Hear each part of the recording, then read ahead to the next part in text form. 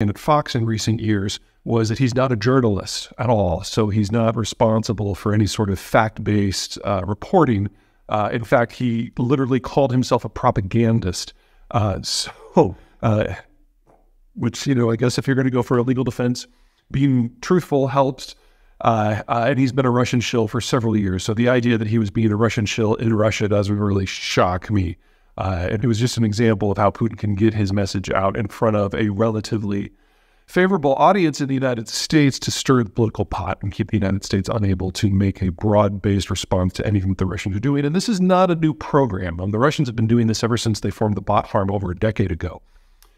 More importantly is the strategic picture that we have in the Russian space right now. The Ukraine war is not at a stalemate. It hasn't been for any part of this war. We've been seeing new tactics and new weapon systems moving. The current iteration is the Russians are combining their meat assaults, as they've been called, with a much better level of coordination with other tactics, especially with artillery. One of the things to keep in mind about the Ukraine war is that we've got two very different approaches. On the Ukrainian side, authority has been devolved down to almost the unit level. But when you disassociate your military strategy to that level, yes, you'll get a lot of creative people who are doing creative things that are very effective. But the information and the successes that they have, the techniques don't necessarily percolate back up to the top, which means that it's hard for the folks at the top to then apply those tactics across the entire front. So you get very, very effective commanders, but you don't necessarily get a very, very effective army. Russia has the opposite approach in that there's very little authority at the local level. And so they often have the Ukrainians running circles around them. But whenever a lesson does percolate up to the top, it is then imposed on everyone.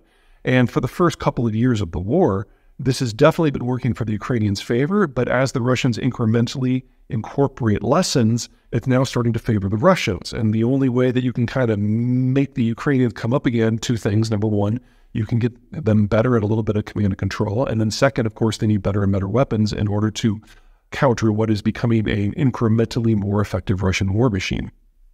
That, of course, is wrapped up with politics in the Western countries, especially the United States, which is one of the many, many, many reasons that Putin arranged for his shill to come and interview him in order to keep stirring the pot so the United States would have more and more problems when it comes to acting.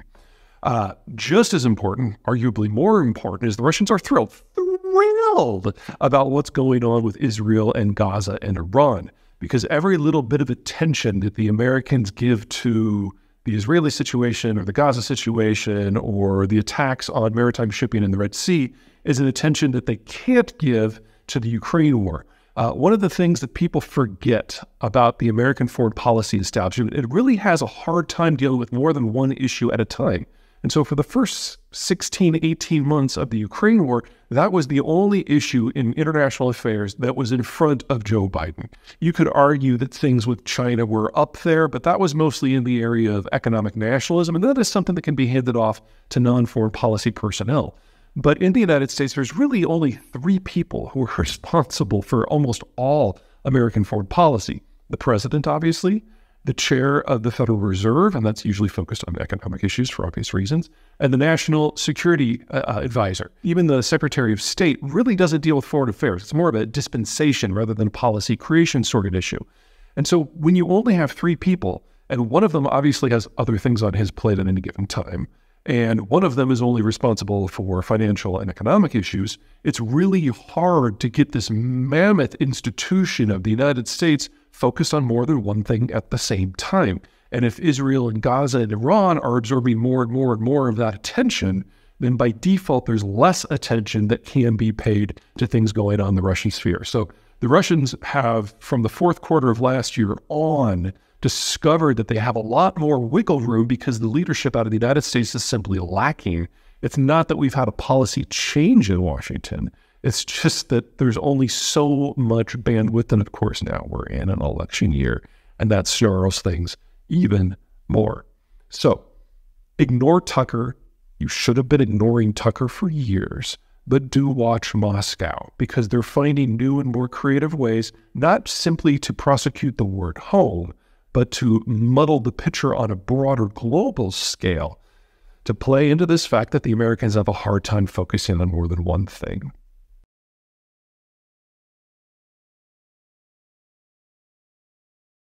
Few countries of the world exist in vacuums.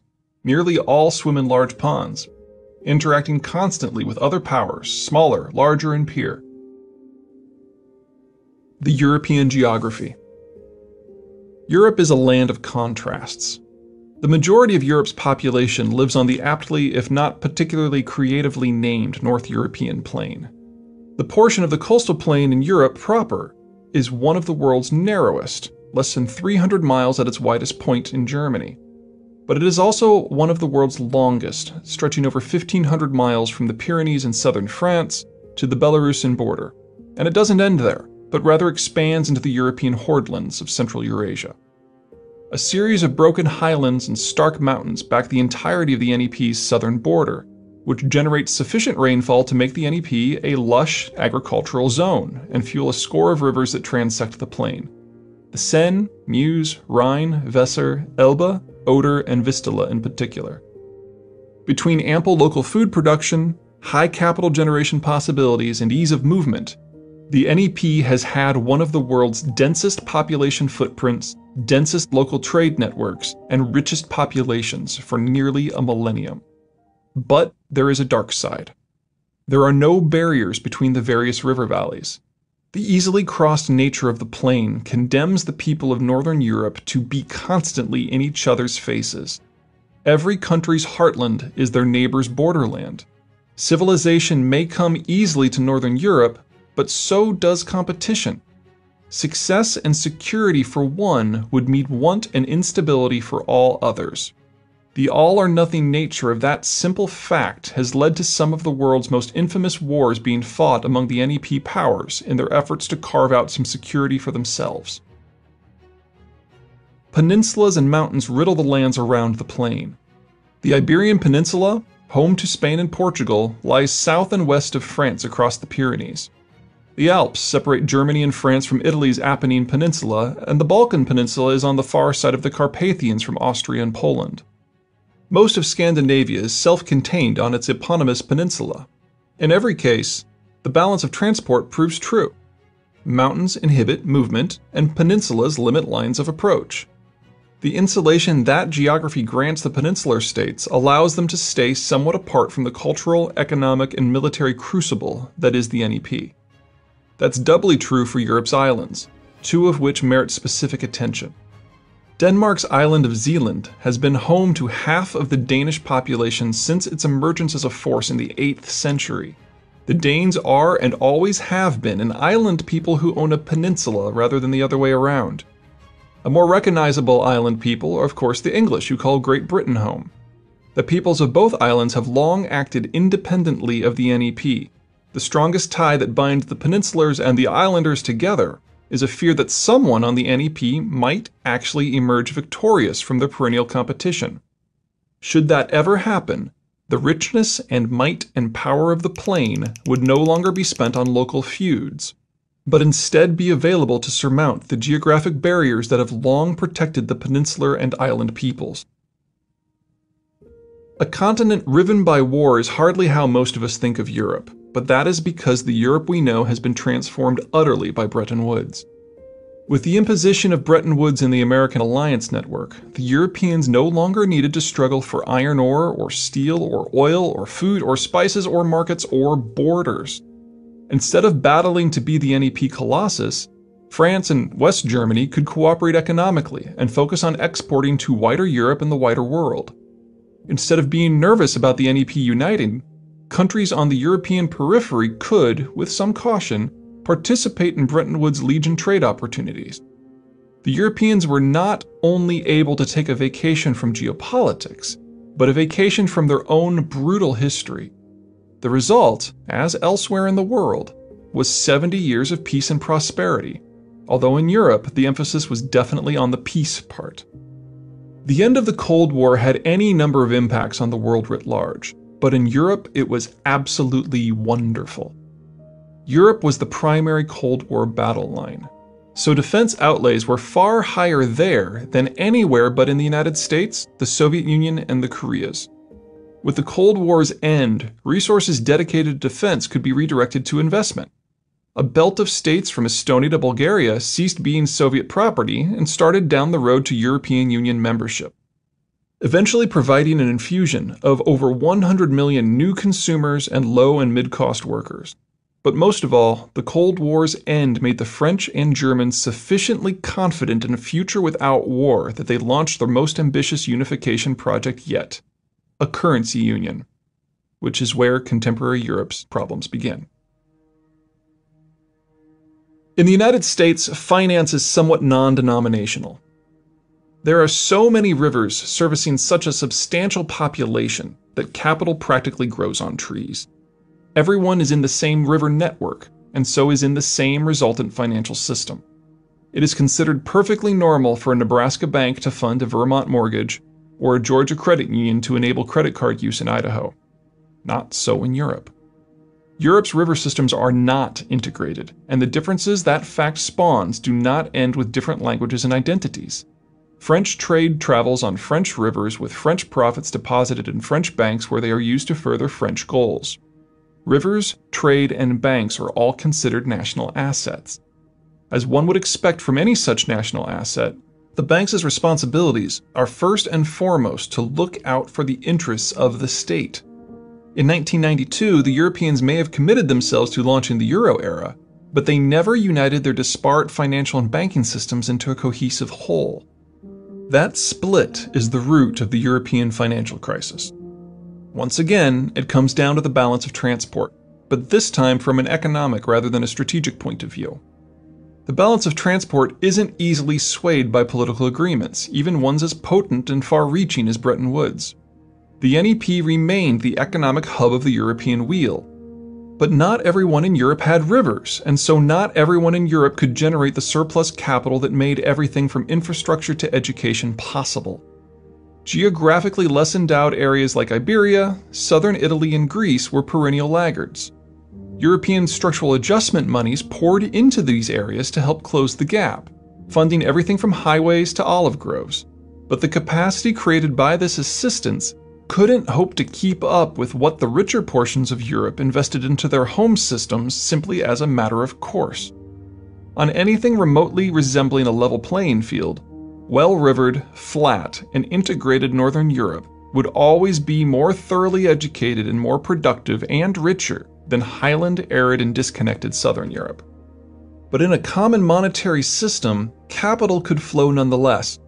Currency unity meant that the surplus capital generated in the North could be lent out to Southern economies that had no experience using it wisely at rates normally reserved for countries like Germany.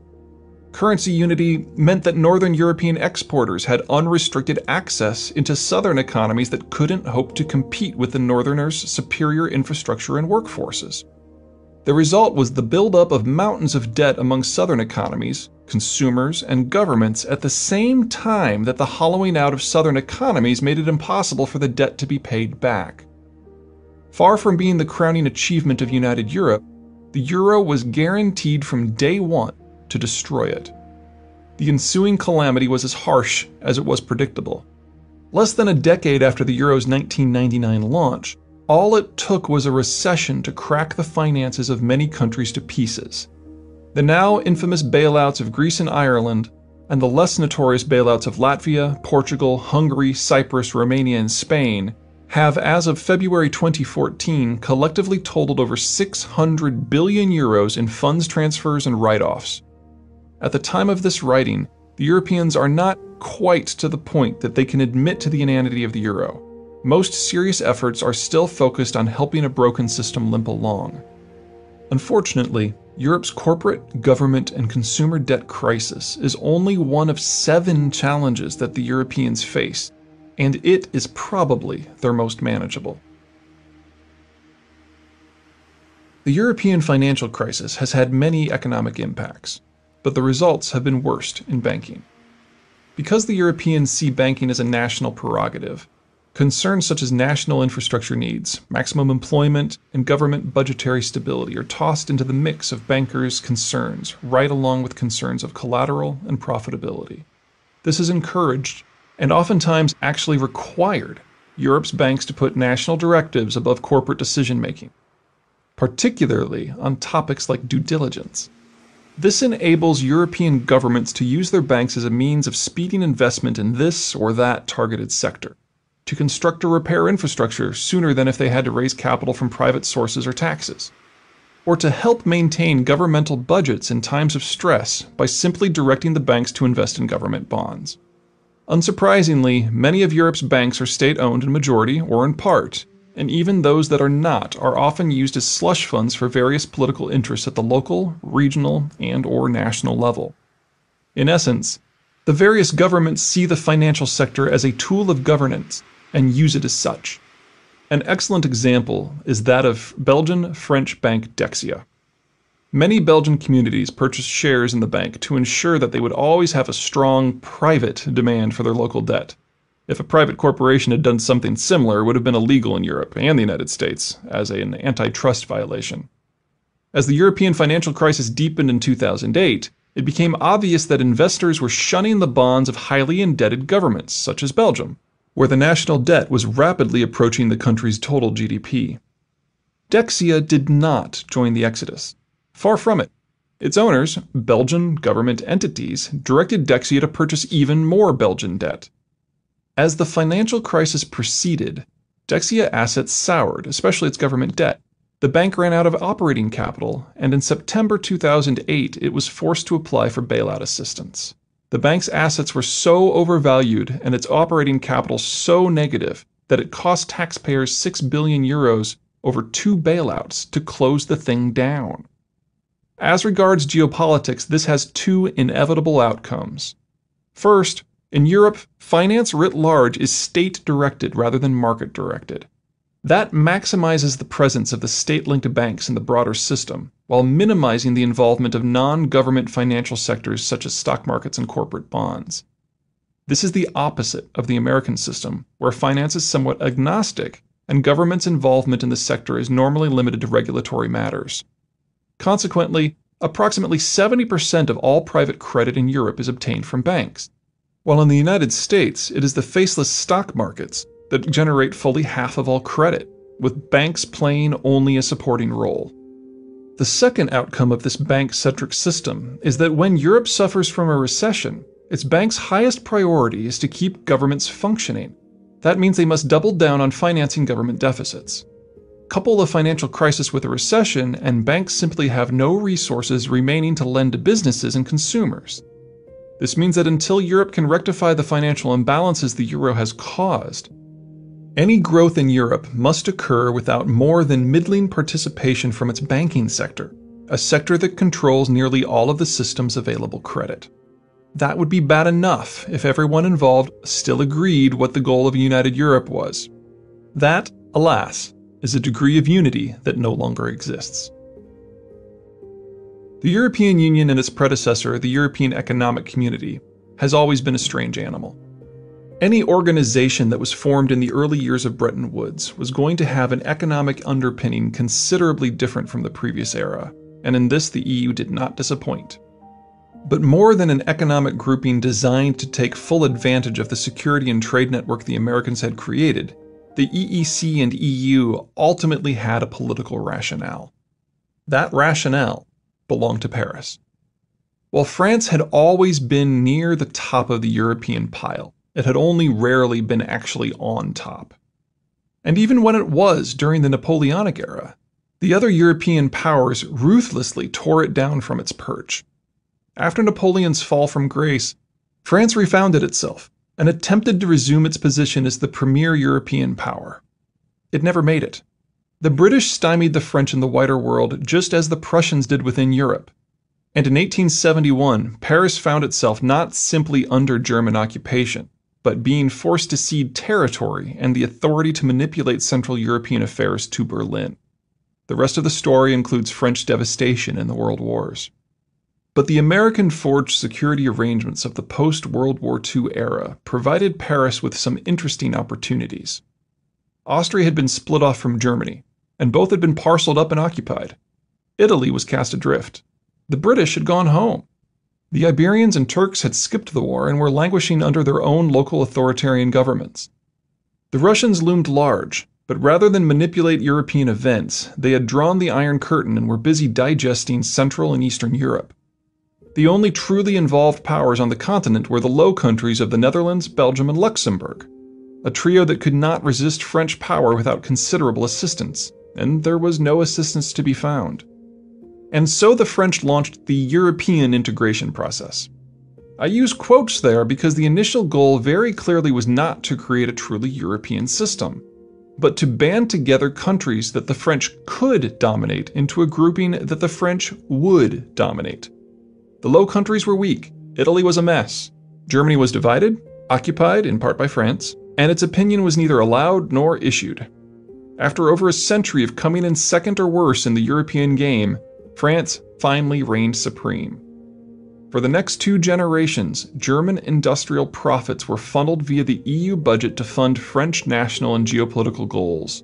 France was able to count upon Germany to back any position Paris wanted to stake out, and the 2 NEP heavyweights were able to impose French desires upon the rest of the Union. But the gravy train couldn't last forever.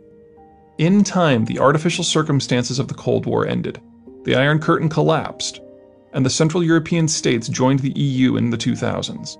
All of them remembered what French security guarantees had meant in the run-up to World War II, and so were not willing to sign away their newfound independence to a French-dominated institution. Sweden and Finland, fiercely independent from decades of resisting the Soviets without the NATO umbrella, joined in 1995, and were not interested in being springboards for French ambition. France no longer automatically got its way, but with the Germans' reflexive, silent partners, Paris could still fairly easily forge ad hoc coalitions to get whatever it wanted. Then, in 2008, a process that had begun 20 years earlier culminated in disaster for Paris. In 1989, the Cold War ended. In 1993, Germany began the reunification process, which was completed in 2003. And then in 2008, the Germans elected a 2-party coalition led by politicians unencumbered by any connection to wartime or Cold War German politics. These new German politicians still saw themselves as allied with France, but no longer beholden to it. The days of Paris telling the Germans what the German position was were over. France and Germany are still partners, allies even, but the relationship is thinning. By far the biggest point of disagreement is on union control. The Germans are still willing to foot the bill for a united Europe, bailouts and all, but now they want a few things in exchange for their commitment. They want reforms to be hardwired into EU treaty law, and even the constitutions of the EU members that will outlaw budget deficits.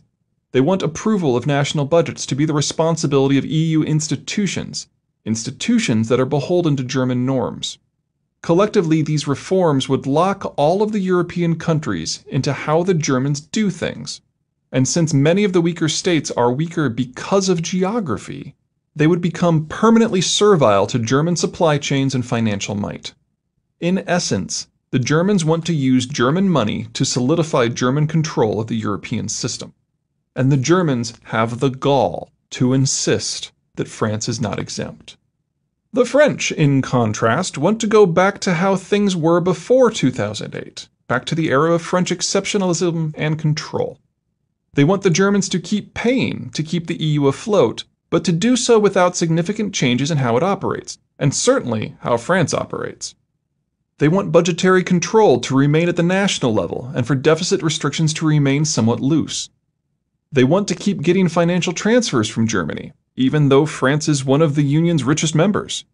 In essence, they want to re-achieve what they once had, to use German money to support French control of the European system. Until and unless the French and Germans can close ranks, everything else about the European Union degrades into near pointlessness. The EU hasn't enacted a meaningful foreign policy stance since the financial breakdown of 2007. Critical needs such as a banking union have been negotiated due to French insistence, but not armed with the money or authority required to make them functional due to German insistence. Bailouts have been awarded, as Berlin realizes they must, but the terms have been so constantly abrogated that the weaker countries, often due to French intervention, have been able to enjoy a revolving door of fresh credits. This furious running in place will last until the Franco-German relationship heals. The Franco-German disconnect would be bad enough if German money were sufficient to fix the European system, but it isn't. There are 3 routes a country can take to economic growth: consumption-led, export-led, and investment-led. Germany in the 2010s is very similar to the Germany of the late 19th century in that it is an investment and export-led system. Most German capital is poured into its industrial base and educational system, leaving little money in the hands of the people to spend. This was a wonderful model for the Germans in the 2000s. The unity of the Eurozone allowed all of the Europeans, and in particular Southern Europeans, to access German credit to finance the purchase of German goods. Also, Europe, and in particular Southern Europe, had a demographic hot-wired for mass consumption. But that was then. What is rapidly taking root in Europe is a near-perfect storm of economic challenges. The countries that face the most systemic financial pressure, Greece, Portugal, Spain, and Italy, are among the most rapidly aging European states. Of the danger states, only Spain still has a bulge in its population profile that is under 40, and even they are already in their late 30s. Consumption-led growth in Southern Europe is now largely impossible. For Germany and other heavily technocratic European states like Finland and the Netherlands, their development policy combined with a lack of young people means that a local consumption-driven model hasn't been possible for 20 years. And with no replacement generation growing into adulthood, such a model cannot be returned to within the next 30 years. Aggressive German exports limited industrial expansion across Southern Europe, meaning fewer local jobs for the few 20 and 30-somethings who remained. Southern Europe was never competitive with Germany in the first place. Now, with all of Southern Europe in the Eurozone, these countries cannot devalue their currencies to compete on cost. Southern Europe cannot have export-led growth. The aging of Europe across the board has denied Germany its traditional captive market, forcing it to look beyond Europe for external markets to sustain export-led growth. For Southern Europe, the only remaining option is investment-led growth, but the debt crisis prevents Southern European governments from raising the necessary funds themselves. The only source of such investment is now Northern Europe, with the primary mode of financial transfer being bailout packages designed to manage Southern European debt rather than actually invest in the productivity of Southern European systems. All of this means that these countries can only support their current systems so long as German largesse continues. The Germans may be reluctantly willing to fund bailout after bailout to keep the Union together, but their ability to subsidize the continent is not endless. The Germans, too, are aging. As of 2014, the German population bulge is in its early 50s, at the height of its technical skill and tax-paying capability. That's making German tax coffers flush with cash and allowing the German export machine to outcompete nearly everyone on not just the European, but also the global stage. Fast forward a decade, however, and this cadre will be retiring en masse and drawing pensions. German competitiveness, German exports, and above all the German government's ability to fund the never-ending bailout of the European Union will evaporate. The Europe of today is at the high point of a system that is now in a period of permanent shrinkage. Between banking dysfunction and aging demographics, credit will never be as accessible in Europe as it is now, and growth will never be as strong as it is now. Germany's ability to generate growth from exporting goods within the European system has ended. Even assuming that the Europeans solve all of their political and financial problems, only the Germans can afford the bill to keep Europe together economically, and they can only afford that for at most another 10 years. Even if the Europeans can save their banks and the euro, even if the French and Germans can come to an amicable and productive meeting of the minds on how the Union should be run, they are still staring down the maw of demographic obsolescence. And they are doing so at a time when the rest of the world still boasts a relatively young demography. The Europeans can look to Japan, with its collapsing finances, hollowing out industries, and ever-mounting debt levels to get an idea of what the approaching financial self-immolation will feel like. Luckily, there is one bright spot in all of this.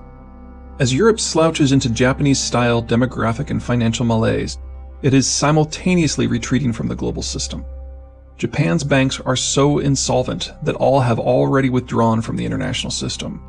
Europe is now following suit, with European financial involvement in everything from investment in East Asia to trade finance becoming an ever less European affair. As Europe's crisis worsens and spreads, it is inadvertently fencing itself off from the international system.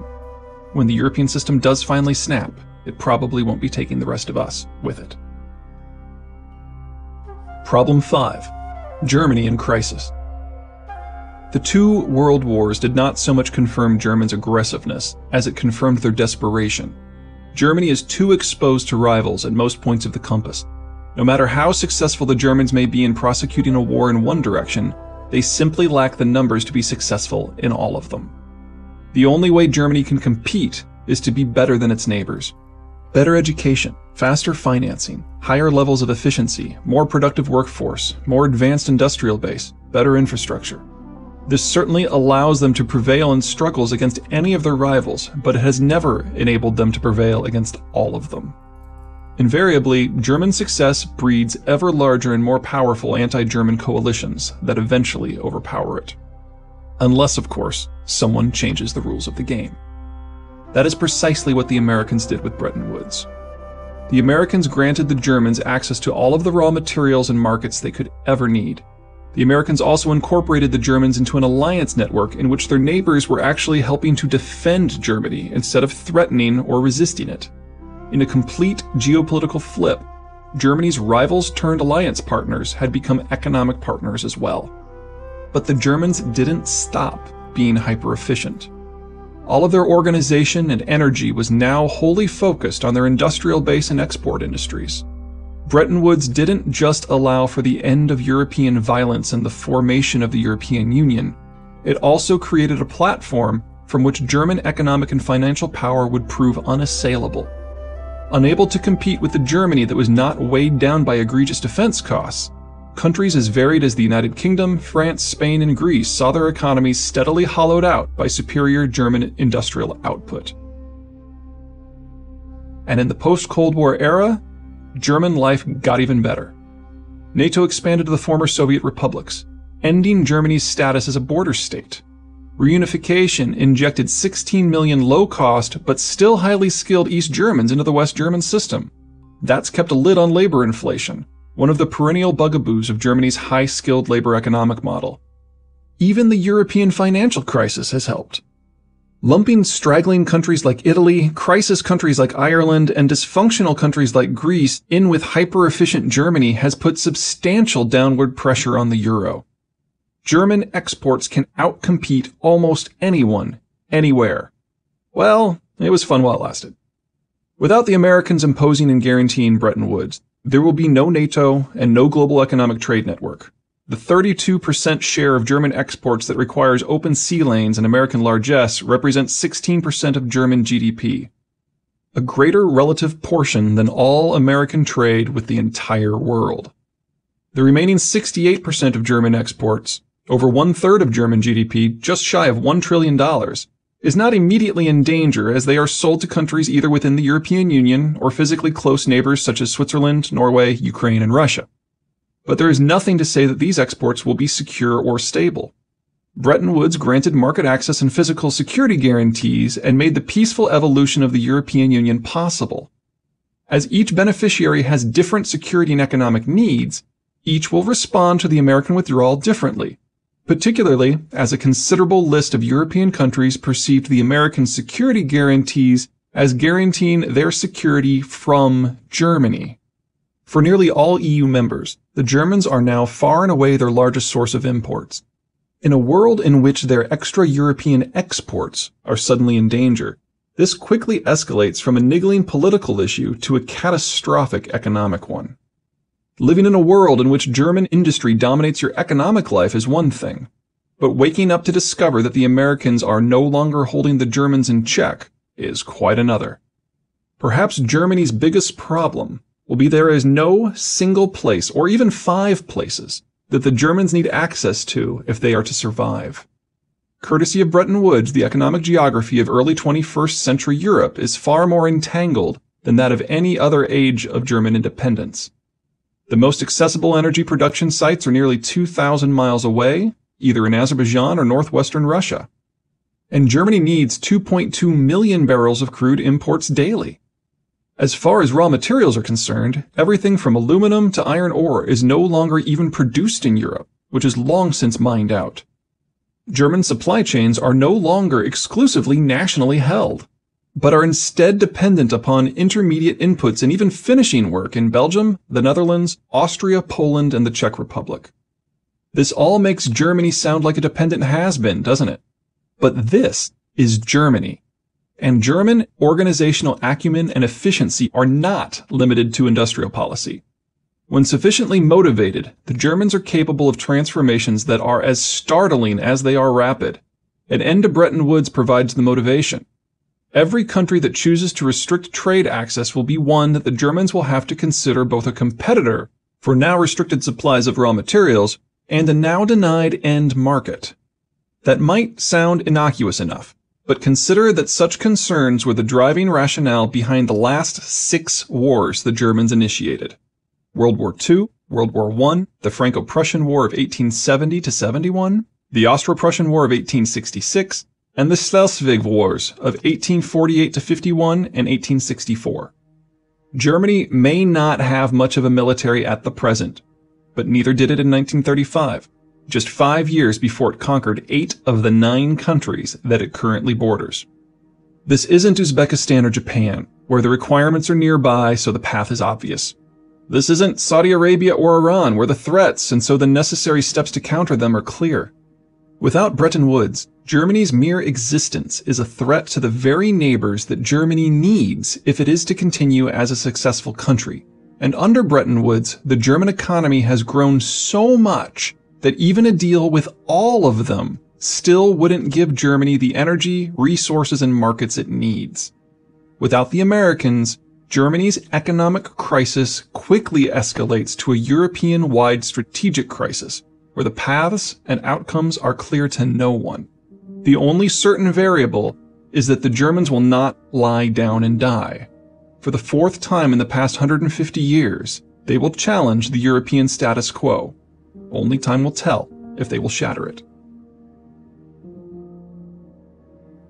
The Europeans have 2 neighbors, Turkey and Russia, who are likely to ramp up their pressure on the European periphery in the next decade. For the past decade, a slowly awakening Turkey has played in the Middle Eastern sandbox. And it has discovered that the Middle East is full of intractable issues, bad blood, and above all else, lack of economic benefit. The countries of North Africa, the Levant, and Iraq combined have a smaller combined economic footprint than Spain, a mid-sized European economy. The Middle East is not Turkey's future. Historically, the old Ottoman economic and intellectual heartland wasn't in the Middle East or even in Anatolia. It was in the Balkans, and that's where its future will be as well. Currently, 2 things are holding the Turks back from this path. First, the current regime is new, having been in government for only a decade. They are still learning what works and what doesn't, and most of all, why. Second, NATO and the EU dominate the Balkans, with Slovenia, Greece, Croatia, Hungary, Romania, and Bulgaria all full members of both organizations. So long as the American security umbrella remains functionally in place, and so long as the EU continues existing in its current form, the Turks face limitations in what they can do to their northwest. Both of those barriers exist on borrowed time. The EU is likely to devolve, in the best-case scenario, into more of a glorified free trade zone, but not one with any pretensions to a common foreign or security policy. As for the Americans, their falling interest in the world writ large is something the Turks will be able to scrutinize closely. Turkey is a NATO member. Ankara will be able to detect precisely when the alliance's security guarantees devolve from relevance to mere words on a page. The only question is timing. Russia, by contrast, faces no political or alliance constraints on its ability to pursue a strategic policy to its west. However, unlike Turkey, it does face a time pressure. Russia's demographics are so horrid that if it fails to act before 2022, it will lose the capacity to act both militarily and economically. This puts Russia on a collision course with the 8 EU members on the edge of what the Russians see as their preferred border zone: Finland, Estonia, Latvia, Lithuania, Poland, Slovakia, Hungary, and Romania. It would seem that the Russian challenge to Europe's future is rather obvious. Well, yes and no. Yes, in that Russian pressure on places like Ukraine is both palpable and increasing. Yes, in that the emotional state of these 8 European countries ranges from intense concern to panicked paranoia at the rising Russian tide. And yes, in that should Russia follow a piecemeal approach, it can encroach upon Europe's eastern borders without unduly provoking Western Europe's heavyweights.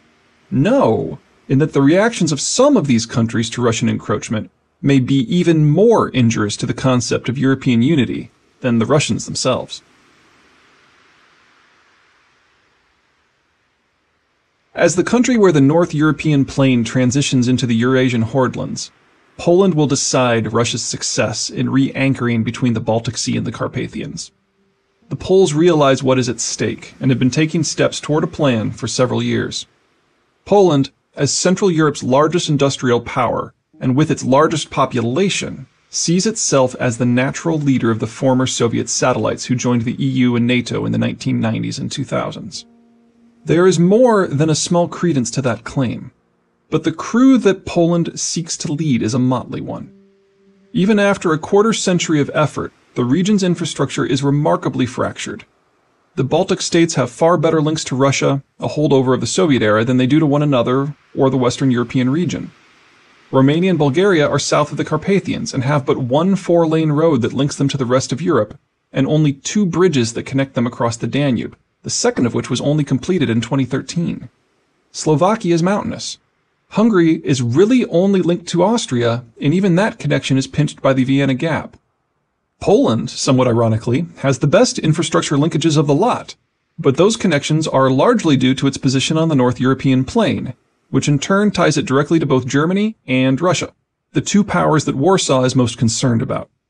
Making matters worse, nearly all of the former satellites are dependent upon the Russians for both oil and natural gas. An alliance of the Intermarium, the countries between the Baltic and the Black Seas, simply isn't workable. Merely coordinating the actions of such disconnected geographies and heterogeneous cultures would be an endeavor attempted only out of sheer desperation. Without some far more powerful entity, say a rejuvenated European Union or an engaged United States, actively managing such a gangly alliance, the Russians would have a fairly easy time engaging and defeating each of the Intermarium states in sequence and in isolation. That is, with the possible exception of Poland. Despite Poland's largely indefensible position, and despite its potential need to defend against both Germany and Russia, the Poles have a Swedish ace up their sleeve. Since being forced into strategic neutrality at the conclusion of the Great Northern War of 1700 to 1721, Sweden gradually became Europe's forgotten power. While technically a continental power, Sweden boasts water to its south and east, mountains to its west, and taiga and tundra to its north. By most definitions, Sweden operates as a naval power rather than a land power, and as such its military and economic strategies emphasize speed and reach. But they do so in a manner somewhat different from other naval powers. Oceanic-oriented cultures like England and Japan were made famous because they became experts harnessing the wind to cover vast distances over open seas. Their vessels were notable for their relatively small crews, the wind did most of the work, and relatively large cargo areas. Lots of supplies were needed to keep the crew alive on long voyages, and lots of trade goods were needed to justify the trip in the first place. With large, manpower-light vessels, the British needed to interact with the locals right on the coast. They could rarely afford to penetrate inland with the men they brought, and any such excursion would have to occur on foot. Their boats, whose propulsion was limited by the whim of the wind and the depth of the water, could not easily or reliably sail on rivers. The result was an empire built on indirect rule and coastal trading depots. Early Sweden's approach was considerably different, because Sweden's regional geography was considerably different. The Danish island of Zealand kept the Swedish Vikings and later the Swedish Empire locked in the Baltic, a very small place compared with the oceans. There was no need for the Swedes to learn to sail when they could simply row. Instead of huge, wind-powered vessels with small crews, the Swedes used small, oar-powered vessels with large crews. The more men, the faster the vessel could go. Short trips meant less need for supplies. Whereas the British made landfall with small, scrawny, scurvy-ridden landing parties eager to trade, the Vikings made landfall with large, strapping warriors eager to satisfy more basic instincts. Because longboats have such shallow drafts, and because they were manned by lots of brawny Vikings, they could easily be rowed upriver and even portaged. Unique among the naval powers, the Swedes punched deep inland, and even showed up as far away as Constantinople from time to time. This more direct approach is still reflected in Swedish strategy. Its military remains remarkably amphibious, and its defense industry depends upon no external power. Its economic relationships are direct and deep, seeking full ownership, in contrast to the Anglo preference of involvement via minority share purchases. But Sweden remains undeniably maritime, valuing trade and financial connections over the hardwired infrastructure and military links of land-based powers. Even now, 3 centuries after Sweden's grand defeat in the Great Northern War and its banishment to neutrality, the Baltic Sea remains a Swedish lake. Much of the world has forgotten this, but not Sweden's neighbors, because they were first raiding targets, then part of the Swedish Empire, and now part of the extended Swedish family, literally. Another culture that hasn't forgotten are the Russians, whose rivers are not particularly amenable to traditional maritime transport, but were perfect for the Viking expeditions of the previous age. The issue for the Russians and Germans isn't that Poland wants to be the brain and muscle of an anti-Russian and maybe anti-German intermarium, but that Sweden has every interest in making sure that the Poles succeed. Like Poland, the Swedes fear undue German or Russian influence regardless of the form it takes. And while Poland might have some difficulty spackling together an alliance, Sweden already has one. The familial relations of Viking and Imperial Sweden do not just include the weaklings of Estonia, Latvia, and Lithuania, but also Finland, Norway, and Denmark, economically developed, culturally united, militarily robust countries that boast more than enough petroleum to supply everyone in the extended Swedish family, and Poland as well. By any measure, a Swedish-Polish alliance would be a mating of synergies. Sweden is an advanced maritime technocracy, while Poland is a modernizing land-based industrial power. Sweden has the money and technology needed to make Poland bloom, and Poland has the market to make it worth Sweden's while. And neither are in the Eurozone, so at least part of the European carnage to come will pass them by. Numbers will still prove a problem. There are under 10 million Swedes to support fewer than 40 million Poles against over 80 million Germans and some 140 million Russians. If Poland is to be successful, it will need more than simply Swedish help. Which brings us back to the Americans. The benefits of a Poland that can preserve its independence are undeniable. It would keep Central Europe out of either the German or Russian sphere of influence, and condemn both Germany and Russia to remain locked down on local issues. Unfortunately, Poland's case and its intermarium alliance is hopeless. Keeping Poland in play would require substantial commitment of technology, treasure, and in the end, likely even blood. It is exactly the sort of commitment that the Americans will try to avoid in the new era. If the Americans are to be drawn into continental European affairs, it will be via the Swedish vector. Sweden is no pocket power. Sweden has a stable economy, a tight circle of capable allies, a top-rate military force, and uniquely in Europe, a rock-solid financial system. The trick will be to manage and bolster Poland via Sweden, so that the Americans can remain one step removed from the NEP. From the American point of view, Sweden makes Poland worth a second look. Poland will need that second look, because Warsaw dare not adopt a defensive strategy. It has no geographic barriers to hunker behind, and Swedish and American backing or not, it cannot possibly absorb and repel a German or Russian surge.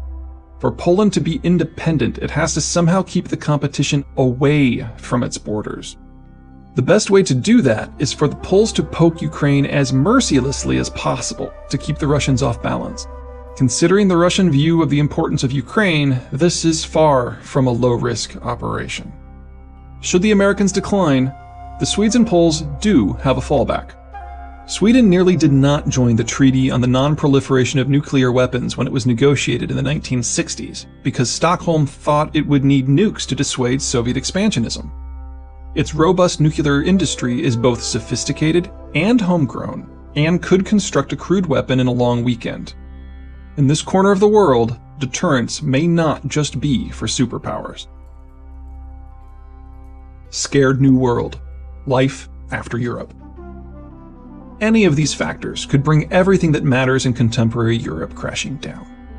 With such a melange of moving parts, something will have to give.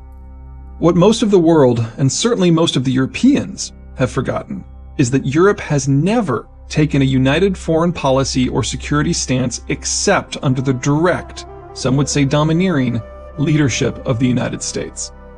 With American economic and security guarantees on their way out, all options will be on the table, and something will give. In short, Europe is going to be a mess, and not the slightly amusing, organizationally dysfunctional mess that has been on display at most EU summits this past decade, but more of this seething cauldron of dislocation and war that it was in the 5 centuries before 1945.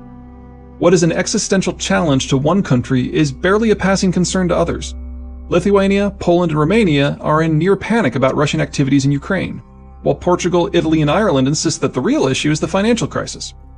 And Germany and the Netherlands are primarily focused on forging new trade deals with economies beyond Europe. There is no commonality, no agreement, and from that minimal coordination, Europe is becoming overwhelmed with itself. Within that rather dark and murky forecast, there is, however, one relatively bright spot. Not everyone in Europe took full economic advantage of Bretton Woods and branched out to become an international economic power. Not everyone handed over all meaningful levers of their defense policy to Washington. Not everyone in Europe is so enmeshed in the European Union that the Union's end spells utter disaster. And not everyone in Europe forgot how to have kids around 1965. One country has stood somewhat apart, and as such it will have less vulnerability and more options than the others. Irony of ironies, that country is the one that came up with the very idea of the EU in the first place, France. It shouldn't be a surprise. Just as Bretton Woods was America's strategic policy for fighting the Cold War, the EU was France's strategic policy for taking advantage of Bretton Woods. Alone among the major powers, Washington and Paris never hitched their economic systems to what were ultimately strategic gambits. France's economy is only half as dependent on exports as Germany's. It is among the world's foremost agricultural exporters. By European standards, it has a fairly healthy demography, still benefiting from a fairly robust birth rate. It is the only country besides the United States that floats an aircraft carrier worthy of the name, even if technical problems limit it to nothing more than brief regional deployments. Its use of nuclear energy keeps it largely independent of petroleum markets. What petroleum it needs, it can source from nearby Algeria, a country with which it enjoys reasonably positive relations. Its position on the western end of the NEP and its Mediterranean shoreline both reduces its exposure and widens its reach. Unlike Germany, where needs are legion and the places that can satisfy those needs are scattered, French needs are limited, and solutions to those needs are nearly all local. All of the violent chaos likely to erupt involving Sweden, Germany, Poland, Russia, Ukraine, and Turkey is on the far side of Europe. And just in case all else fails, it has nuclear weapons. Not can make them in a pinch like Sweden or South Korea, but already has them like the United States. Unsurprisingly, France is the country that the Germans take most seriously. Between its low needs and high leverage, France has not just the greatest capacity to shape Europe, but the greatest wealth of tools with which to do so. If there is to be some remnant of united Europe that will survive Europe's chaos to come, it will be France at its head. If there is to be some power that rises from the ashes as Europe tears itself apart, again, it too will be France.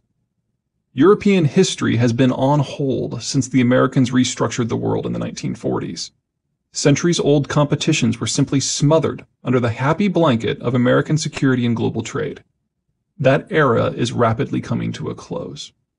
In its place will be a host of states terrified of a reawakened Germany, a Germany that will have to fight for its economic well-being, a Russia desperate to harden its external boundaries, a justifiably paranoid Poland backed by a no longer neutral Sweden, and a Turkey eager to carve its own sphere of influence out of the EU's and NATO's remains. Will all of these evolutions result in wars? Probably not.